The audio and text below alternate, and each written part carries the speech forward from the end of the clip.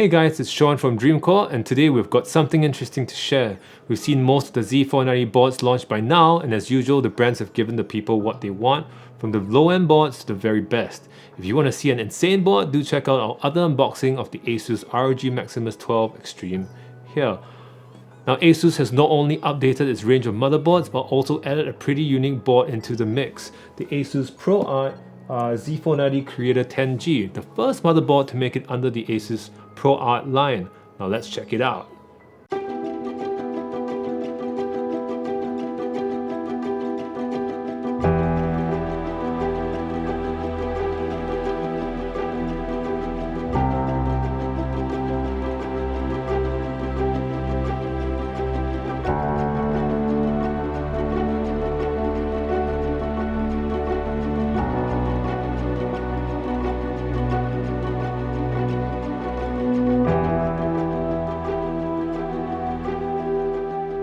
As the name suggests, the ASUS ProArt Z490 is targeted at creators such as digital artists, content creators, and post-production houses.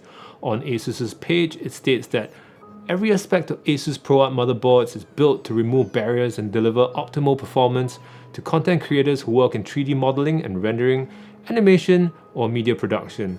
The series empowers you to concentrate on your creativity and expand what is possible.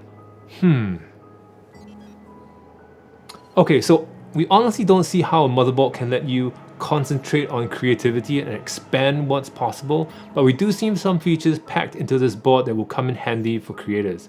Features such as built-in Thunderbolt 3 Type-C ports will make the jump from Mac to PC more seamless if you've got tons of Thunderbolt devices, and the inclusion of 2.5 and 10 gigabit LAN is also a nice welcome. To me, the most useful feature for creators is actually by Intel, equipping most of the 10th generation CPUs with hyperthreading. This means more cores and threads for render-heavy workloads or any tasks that can take advantage of the newly launched multi-threaded CPUs. And since this board, like all other 400 series boards, support the 1200 socket, by proxy, it does benefit creators in some way or another. Before we get carried away, let's dive into the unboxing. The box comes in a nice matte black and gold trim and is surprisingly compact packaging wise compared to other gaming focused Z490 boards that we've unboxed so far. Opening the box reveals some pretty standard packaging with the motherboard in an anti-static bag.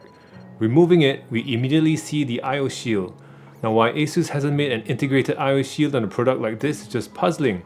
And we also see a 10 gigabit Ethernet card. Underneath that is the user guide, which is a similar design as the exterior of the box, this time in matte black and copper.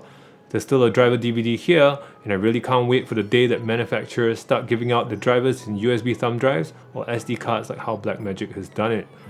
Not only are they smaller, they are infinitely more useful, and if this was targeted at creatives, would have been an extremely nice touch. We have a single DisplayPort cable, likely for getting video out from the Thunderbolt port. Again, quite strange to only include one if two ports are offered. 4 SATA cables, which is 2 more than usual, so that's a fantastic nod to creators with many hard drives. We also get M.2 screws and an ASUS fan holder for what I'm guessing is for mounting a tiny VRM fan, but no fan included, perhaps just on this sample.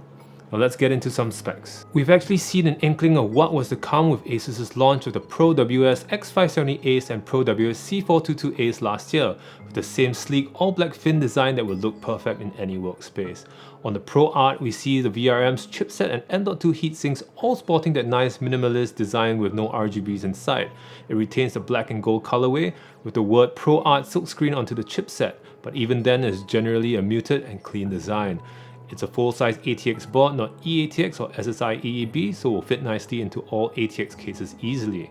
Sadly, it doesn't come with a backplate seen on motherboards in this price range, and it also doesn't come with an I/O shield cover, exposing the connectors detracting from the minimalist look. It has a single 8-pin for CPU power and the traditional 24 pins. The secondary M.2 doesn't come with an aluminum heatsink. It has a USB Type-C front connector, which is forward-looking, 6 SATA ports, and USB 3.2 Gen 1 front header. For audio, ASUS has included a Crystal Sound Series audio chipset by Realtek, so you won't be getting the higher-end Saber deck found in their high-end gaming boards. Going down the I/O, we see a single HDMI and 2 display ports for CPUs with integrated graphics. Even though 10th Gen is brand new, it still uses the Intel UHD graphics 630 seen in previous Coffee Lake CPUs. We see 2 Thunderbolt 3 Type-C ports, 4 USB 3.2 Gen 2 Type-A ports, 2 USB 3.2 Gen 1 Type-A ports, an Intel 2.5GB LAN port, and finally your standard audio and mic ports. The first ever motherboard under the ProArt line is an interesting one. It is clear ASUS has tried to balance out a few things with this new line, cobbling together features they think creatives want.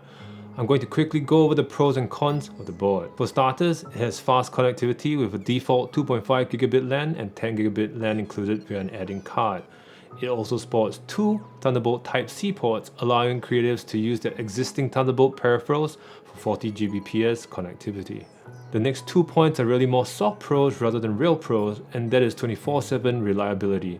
It states on ASUS's website that the board is optimized for around-the-clock operation and is tested under temperatures of up to 45 degrees Celsius and humidity of up to 80%, making this perfect for Singapore weather.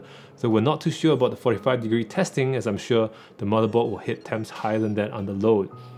And the next point is that it has been extensively tested for compatibility over 1,000 different components and devices. It says each new ASUS motherboard model undergoes a minimum of 8,000 hours of strict tests to ensure it is suitable for all environments and applications. I'm guessing this applies to all the other motherboards as well, and not just this particular one. Now onto the cons. For a premium board, it doesn't come with a backplate. It doesn't come with an integrated I/O shield, which at this price point should be a given.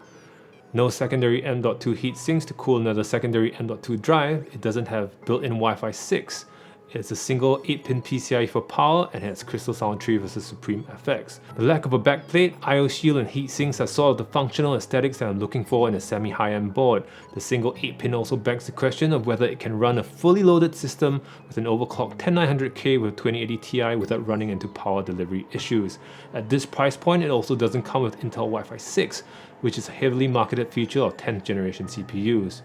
While the board does have Thunderbolt built in, problems with Thunderbolt working correctly with Windows 10 since Windows 10 build 1900 has plagued users for some time now, making Thunderbolt really hard to recommend unless you are a true Apple fan or you have tons of legacy Thunderbolt devices. I want to like this board, and I think if priced correctly, it would be perfect for creators. But at 599 Singapore dollars, you're essentially paying for a low to mid-tier board with premium Thunderbolt 3 features. If you have tons of existing Thunderbolt 3 devices, this may make sense. If not, I would rather go for something like the MSI Z490 Unify, which is around the same price, but has built-in Wi-Fi 6, 2 8-pin CPU power connectors for stable power delivery, 3 M.2 slots, and ESS Sabre combo DAC, making it much better all-rounder compared to the ProArt board. Now, at the end of the day, a motherboard is just a motherboard. If it can comfortably run your desired specifications, branding it as a gaming board or a creator board wouldn't make it more suited for any particular use. Always do your research, and it will empower you to concentrate on your creativity and expand what's possible. Thanks for watching, guys, and we hope you've learned something from this video. Let us know down in the comments on what you'd like to see next. As always, don't forget to like, subscribe, and hit the bell icon, and we'll see you soon. Circuit breaker is almost over, so hang in there, and until then, stay home, stay safe, peace.